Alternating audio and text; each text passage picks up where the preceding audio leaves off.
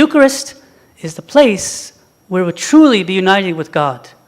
Eucharist is the place where you'll be united with your own family and your church family. This is important to know.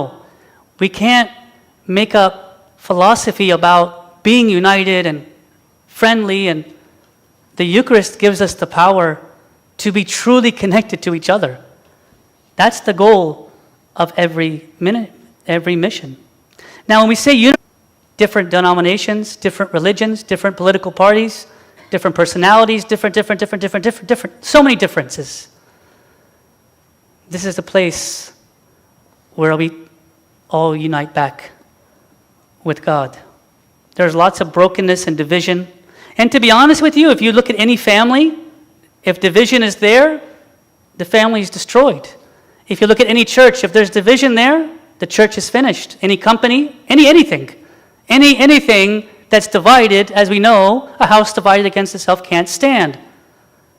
But the Eucharist, why it's such an amazing thing, why the disciples were praising together and they were breaking bread together and we're not advertising something fake. We're not advertising something superficial.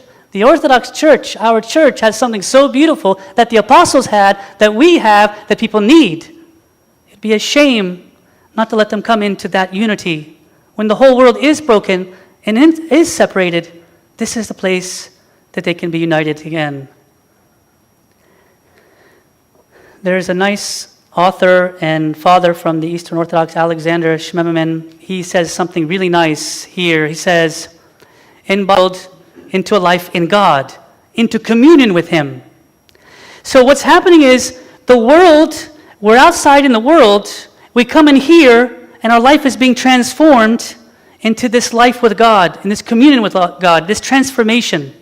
This is the place where there's brokenness, now there's healing and united again with God. It's in the communion that this transformation starts to happen. And it's not the end-all be-all, but this is the essential goal of what we have that can give us this power to be able to be united. Even with the most unlovable, even with the one that's the most different from me. So the Eucharistic community does bring true unity, but also it's outside in the world, and even us. We can't just say outside in the world. We are thirsty for so much more. And what quenches that thirst is the Eucharist. It's where heaven and earth unite and intersect. It's where paradise is restored. King David also had the same thought when he wrote Psalm 63, verse 1. I love this psalm. I love this as a prayer. O God, you are my God. Early will I seek you. My soul thirsts for you. My flesh longs for you in a dry and thirsty land where there is no water. The truth is, guys, let me be honest with you for a second. Outside, the way we live our life is we have a mission to bring them to church. We're not bringing them to something bad for them. We're giving them the ultimate living water to quench that thirst that's There's always something missing. My life is missing something. Well, it's found in the communion and in the Eucharist, in the church. My soul thirsts for you. My flesh longs for you. It is true that people are thirsty and we are thirsty, and the goal of every mission is Him inside of here. And even Bishop Nicholas says it a nice way. The Holy Eucharist maintains and supports this spiritual life and health for the business power. We are full. So that's what I'm saying, guys. We're not advertising, like I said earlier, it looks so strange what we're doing in here, but it's so life-giving. When people realize what you would invite them to, in the beginning they might be like, wow, this is kind of interesting, this is kind of weird. But when they're healing from that sense. I'll never forget this story when I was my first time in Africa. It was in Kenya and Tanzania in the year 2000. I'll never forget this story. There was a monk named Father Lazarus who was with us on this trip. And he's from St. Anthony Monastery. And it's the first time, I'm just a young man, and about not being able to take communion every day.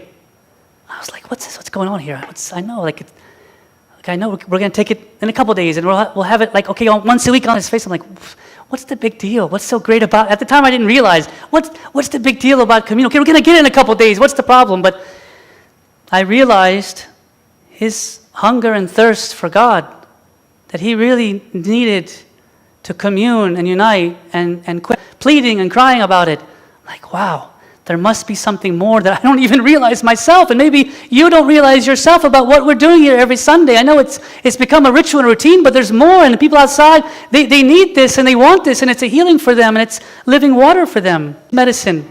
We may not realize it, we take the body and we take the blood, and then we say nothing happened.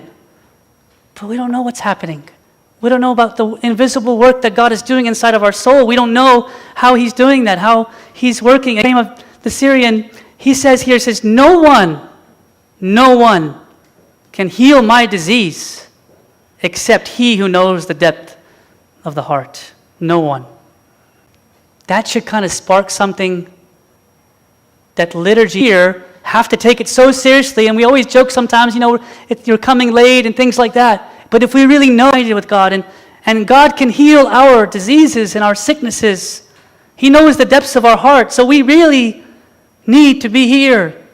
And when we taste how amazing our life in the Eucharist is, then people outside will understand. If we don't understand, then I don't think they will understand.